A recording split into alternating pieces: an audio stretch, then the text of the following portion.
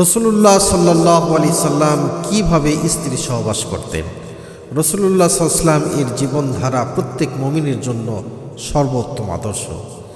তার দাম্পত্য জীবন ও স্ত্রীদের সাথে আচরণের মাধ্যমে আমাদের জন্য রয়েছে গুরুত্বপূর্ণ শিক্ষা।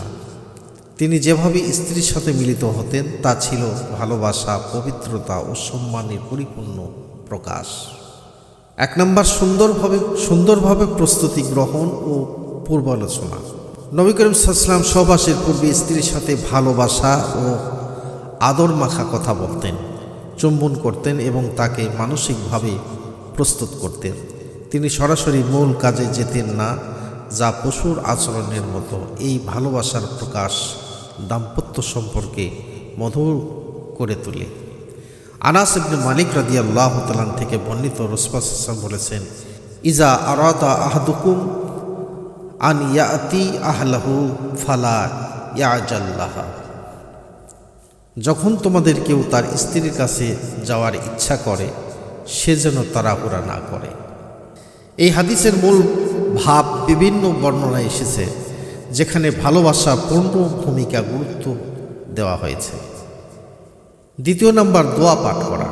নবী করিম সাল্লাল্লাহু আলাইহি ওয়াসাল্লাম সহবাসের পূর্বে আল্লাহর কাছে শয়তানের অনিষ্ট থেকে আশ্রয় চেয়ে দোয়া পড়তেন। এটি কেবল একটি সুন্নত নয়, বরং এর মাধ্যমে স্বামী স্ত্রী ও তাদের ভবিষ্যৎ সন্তানের জন্য সুরক্ষা ও বরকত কামনা করা হয়।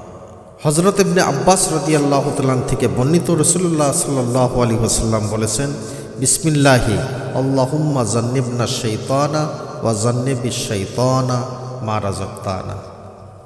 যদি তোমাদের কেউ তার স্ত্রীর সাথে মিলিত হওয়ার পূর্বে বলে, আল্লাহর নামে শুরু করছি, হে আল্লাহ, আমাদের নিকট থেকে শয়তানকে দূরে রাখুন এবং আমাদেরকে আপনি যে সন্তান দান করবেন তার থেকে শয়তানকে দূরে রাখুন। তবে তাদের মিলনে যদি কোনো সন্তান নির্ধারিত থাকে, শয়তান কখনো তার কোনো ক্ষতি করতে পারবে না।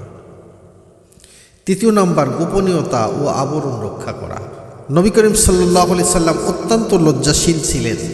তিনিও তার স্ত্রীগণ মিলনের সময় গোপনীয়তা রক্ষা করতেন এবং নিজেদের আবৃত রাখতেন। কোনো চাদর বা কোনো কাপড়ের নিচে মিলিত হওয়া উত্তম চরিত্রের লক্ষণ। রাসূল পাক সাল্লাল্লাহু আলাইহি ওয়াসাল্লাম বলেছেন, ইজা আতা আহাদুকুম আহলাহু ফালিয়াস্তাতির ওয়ালা ইয়াতাজাররাদা তাজাররুদাল আইরাই। যখন তোমাদের কেউ তার স্ত্রীর নিকট গমন করে, সে যেন আবরণ ব্যবহার করে এবং গাধার মতো সম্পূর্ণরূপে নগ্ন না হয়। 4 নম্বর, স্ত্রীর পূর্ণ তৃপ্তির প্রতি খেয়াল রাখা। ইসলামের স্ত্রীর শারীরিক ও মানসিক তৃপ্তির প্রতি গুরুত্ব দেওয়া হয়েছে। নবী করিম সাল্লাল্লাহু আলাইহি ওয়াসাল্লাম নিজের চাহিদা পূরণের পাশাপাশি স্ত্রীর চাহিদাও পূরণ করতেন। স্বামীর জন্য উচিত হল স্ত্রীর অর্গাজম বা পূর্ণ তৃপ্তি হওয়া আগেই বিচ্ছিন্ন না হওয়া। এটি স্ত্রীর প্রতি সম্মান ও ভালোবাসার পরিচয়। 5 নম্বর, পবিত্র পন্থায় মিলন। আল্লাহ তাআলা সন্তান উৎপাদনের জন্য যে হালাল স্বাভাবিক পথ নির্ধারণ করেছেন, নবী করিম সাল্লাল্লাহু আলাইহি ওয়াসাল্লাম সেভাবেই মিলিত হতেন। ইসলামী স্ত্রীর বায়ুপথে বা মলদ্বারে সহবাস করাকে কঠোরভাবে হারাম ও অভিশপ্ত কাজ বলে ঘোষণা করা হয়েছে। নিসাউকুম হারাসুল লাকুম ফাআতু হারাসাকুম আন্না শিইতুম। তোমাদের স্ত্রীগণ তোমাদের জন্য শস্যক্ষেত্র স্বরূপ, সুতরাং তোমরা তোমাদের শস্যক্ষেত্রে যেভাবে ইচ্ছা গমন করতে পারো। এই আয়াতের ব্যাখ্যায় মুফাসসিরগণ বলেছেন, শস্যক্ষেত্র বলতে সন্তান জন্মের স্থানকে বোঝানো হয়েছে। সুতরাং সামনে থেকে হোক বা পিছন থেকে জনিপথেই সহবাস করতে হবে। 6 নম্বর, সহবাস পূর্ববর্তী সুন্নাত। সহবাসের পর জুনুবি বা অপবিত্র অবস্থায় নবী করিম সাল্লাল্লাহু আলাইহি ওয়াসাল্লাম কিছু সুন্নাত ছিল, যেমন গোসল করা। সহবাসের পর ফরজ গোসল করে পবিত্র হওয়ার আবশ্যক। নবী করিম সাল্লাল্লাহু আলাইহি ওয়াসাল্লাম সাধারণ দ্রুত গোসল করে নিতেন। 2 নম্বর, ঘুমানোর পূর্বে উজু করা।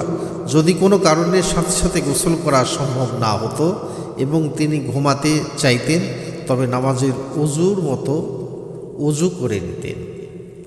আম্মা জান আয়েশা সিদ্দিকা রাদিয়াল্লাহু তাআলা বলেন, নবী করিম সাল্লাল্লাহু আলাইহি ওয়াসাল্লাম বলেছেন, কানান নবিয়্যু সাল্লাল্লাহু আলাইহি ওয়াসাল্লাম ইজা আরাদা আন ইয়ানামা ওয়া হুয়া জুম্বুন গাসালা ফারজা ওয়া তাওয়াদ্দা লিস-সালাত।